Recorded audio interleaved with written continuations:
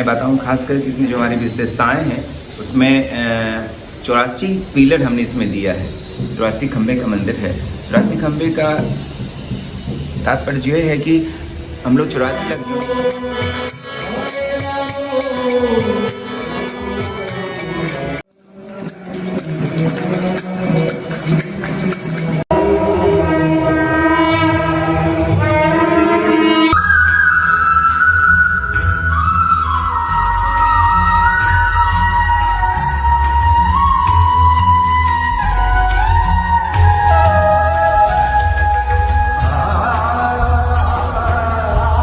राधे राधे मित्र, स्वागत है आपका मेरे YouTube चैनल रौनक अनरोड। दोस्तों, आज मैं हूँ बिहार का पहला इस्कॉन टेम्पल पटना में।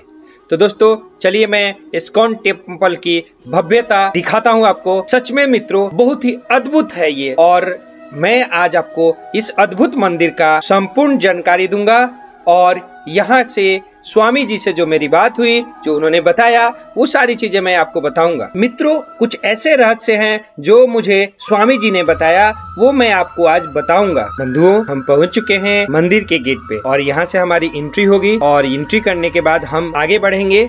दोस्तों, आप ये जो देख रहे भव्य मंदिर, इसका निर्माण 12 वर्ष लग गया करने में। और मित्रों, इसकी जो ऊंचाई है वो 108 फीट है और लगभग 2 एकड़ में ये फैला हुआ मंदिर है। चलिए मैं यहाँ के रहस्यों के बारे में बताऊंगा और यहाँ के मंदिर की पूरी जानकारी देता हूँ इस वीडियो में आपको। दोस्तों, बड़े ही सौभाग्य की बात है और मैं समय से यहाँ पहुँचा। जब मैं पहुँचा तो यहाँ पे आरती का समय हो गया था, तो मैं विलंब ना करते हुए मैं आपको सीधे लेके चलूंगा गर्भगृह में, जहां प्रभु की आरती होगी। मित्रों, मैं आपको एक चीज़ और बता दूं कि मंदिर खुलने का समय और आरती का समय प्रभु जी हैं, ये हमको बताएंगे। दिन भर में टोटल 7 आरती होती है भगवान की। पहले 4:30 बजे सुबह मंगल आरती होती है जी। उसके बाद 5 बजे तुलसी आरती होती है। उसके बाद 7:15 बजे भगवान के श्रृंगार आरती होती है, ठीक है। उसके बाद श्रृंगार और दर्शन आरती दोनों होती है इसमें। उसके बाद 8 बजे फिर भगवान को एक जो लगता है ब्रेकफास्ट, एक वो होती है आरती। फिर 12:30 बजे दोपहर में वो भोग आरती होती है। उसके बाद 1 बजे मंदिर बंद हो जाता है। फिर भगवान 3 घंटे के लिए शयन में चल जाते हैं। मतलब 1 बजे से 3 बजे तक जो है मंदिर से लेके 4:30 बजे तक मंदिर बंद रहता है। उसमें भगवान स्लीपिंग में रहते हैं, सोए हुए रहते हैं। फिर भगवान की 4:30 बजे मंदिर खुलता है। उस समय फिर शयन आरती होती है, जो भगवान को उठाने के लिए। वो आरती होने के बाद अब फिर सीधा 7 बजे एक गौर आरती होती है, जो मेन संध्या आरती होती है, वो आरती होती है। उसके बाद फिर भगवान को रात में भोग लगाया जाता है उस 8 बजे। फिर 8:30 बजे एक आरती होती है रात को। उसके बाद फिर 9 बजे भगवान स्लीपिंग में चल जाते हैं। फिर सुबह 4:30 बजे। तो दोस्तों, देखा आपने, जो मंदिर आपको आना हो जब भी दर्शन करने, तो ये समय थोड़ा सा ध्यान रखिएगा। और बहुत ही अच्छा लगा हमें मंदिर में आके, जो सुकून और जो शांति इस्कॉन टेम्पल में आके मिला हमको, बहुत ही आनंददायक।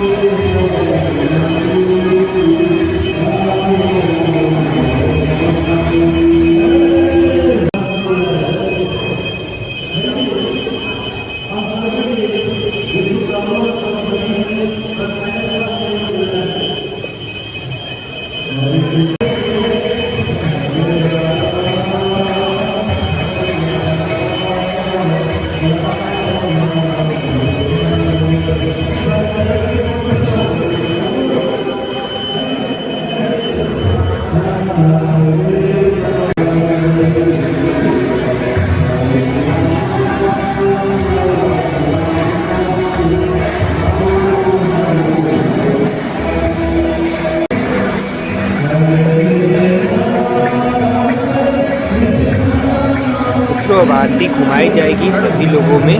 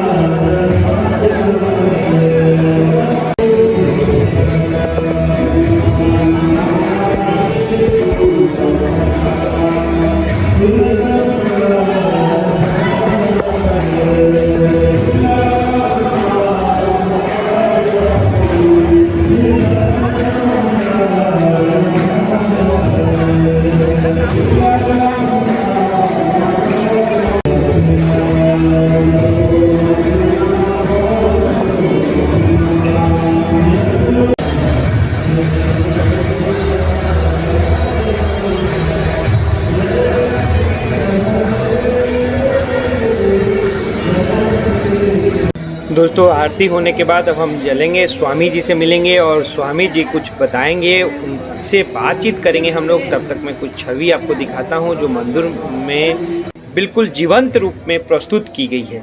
आपको देखने से ऐसा प्रतीत होगा कि बस भगवान भोलेनाथ अभी हमसे बोल पड़ेंगे। बहुत ही अच्छी छवि बनाई गई है दोस्तों। ऐसा कोई भी प्रतिबिंब में आपको पता नहीं चलेगा कि वो न बोलता हो।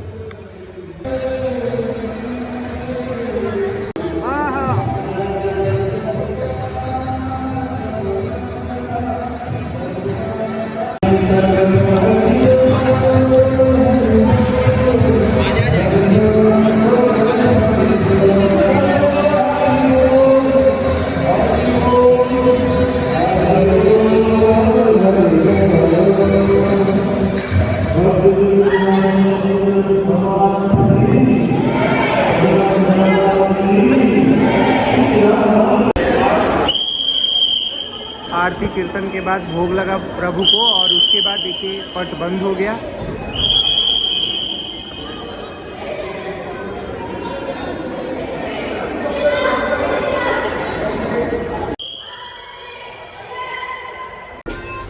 हम लोग को अभिषेक जी पूरे मंदिर का दर्शन कराए और आइए इनसे भी दो बात करते हैं। बताइए अभिषेक जी। हरे कृष्ण सभी को। तकरीबन 1 बजे में मंदिर बंद हो चुका है और अभी हम लोग देख रहे हैं कि मंदिर के एग्ज़िट पॉइंट पे लोग यहाँ से निकलते हैं।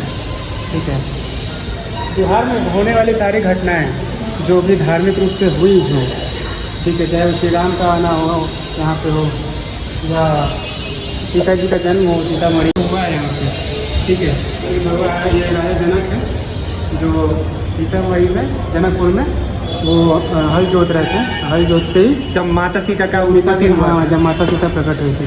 बहुत अच्छी बात बता रहे हैं आप मित्रों। जैसा कि प्रभु जी बता रहे हैं कि जो बिहार में घटनाएं घटी हैं वो सारी यहाँ पे आपको दिख जाएगी। जैसे यहाँ पे देखिए भगवान विश्वामित्र हैं और राम लखन को जी को शिक्षा ग्रहण कराते हुए, तो बिहार की सारी घटनाएं घटी हुई इस चित्र के माध्यम से आपको दिखाई जाएगी। तो अब हम चलते हैं स्वामी जी के पास और उनसे कुछ शिक्षा ग्रहण करते हैं और मंदिर के रहस्यों के बारे में जानते हैं। हरे कृष्णा। सबसे पहले इस्कॉन पटना की तरफ से सभी दर्शकों का स्वागत, बधाई इसलिए कि पिछले 12 सालों से हम लोग अनवरत प्रयास था इस्कॉन पटना का कि हम लोग बिहार को एक आध्यात्मिक दृष्टिकोण से एक आध्यात्मिक पिलर की तरह एक गिफ्ट दें। अब वो हमने आज इस्कॉन पटना ने करके दिखाया है और इसी 3 मई 2022 को इस्कॉन पटना का उद्घाटन हुआ है इस्कॉन मंदिर का। और क्योंकि हमारे जो फाउंडर आचार्य थे इस्कॉन संस्थापकाचार्य स्वामी शील प्रभुपाद, इच्छा थी कि पाटलिपुत्रा में एक, और हमारे महाराज हिजोल जयप्रताप स्वामी महाराज हमारे इस्कॉन प्रेसिडेंट कृष्ण कृपादास जी का अथक अनवरत प्रयास रहा कि ये मंदिर आज संपूर्ण हो पाया है। और मैं बताऊँ खास करके इसमें जो हमारी विशेषताएँ हैं उसमें 84 पिलर हमने इसमें दिया है। 84 खंबे का मंदिर है। 84 खंबे का तात्पर्य यह है कि हम लोग 84 लाख योनि के बाद मनुष्य योनि को प्राप्त करते हैं। और ये महात्म्य ये है कि जब जो ये 84 पिलर का परिक्रमा कर लेगा वो 84 लाख योनि से मुक्त हो जाएगा।